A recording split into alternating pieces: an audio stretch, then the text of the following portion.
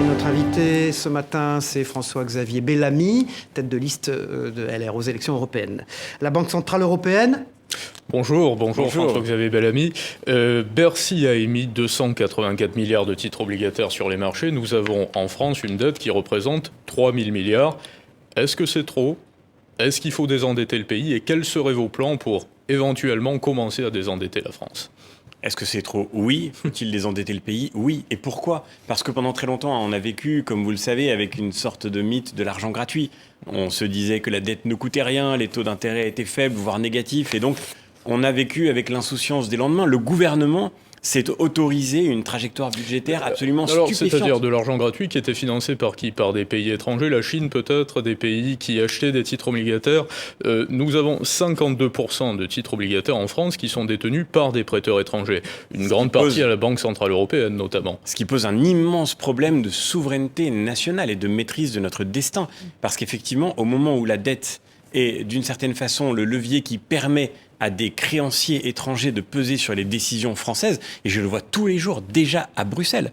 Au moment où notre trajectoire budgétaire nous rend si vulnérables, alors nous sommes d'une certaine manière prisonniers d'une contrainte que nous ne maîtrisons plus. Alors ce que vous dites est intéressant, et de quelle façon se traduit cette prise de pouvoir des créanciers extérieurs, étrangers ? Mais je prends un exemple tout simple, la réforme des retraites. Emmanuel Macron, président de la République, a consacré tout son premier mandat à expliquer pourquoi il ne voulait pas faire une réforme des retraites qui consisterait à allonger l'âge de départ à la retraite. Parce qu'il considérait que c'était injuste, que ça n'était pas la bonne réforme à faire. Il fait cette réforme dans son second mandat. Pourquoi ? Pour une seule et unique raison. Parce qu'il y est contraint.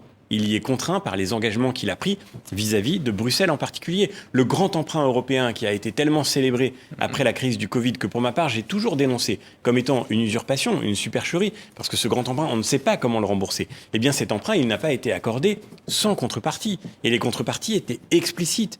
Le président de la République s'est bien gardé de le dire aux Français, mais lorsqu'il a accepté les 40 milliards de cet emprunt, qui vont coûter plus cher à rembourser à la France que ce qu'elle a pu percevoir en soutien, eh bien lorsqu'il a obtenu ces 40 milliards, il a dû consentir à expliquer à nos amis allemands, à nos amis nordiques, qui sont aujourd'hui la caution de cet emprunt commun, qu'il allait faire des réformes structurelles, et en premier, la réforme des retraites. Et moi, je suis favorable à cette réforme des retraites, je l'ai défendue, je pense qu'il fallait la faire, mais je ne suis pas du tout favorable au fait que nous la fassions parce que Bruxelles nous l'impose. Je crois que c'est notre souveraineté qui devrait s'exprimer dans le fait que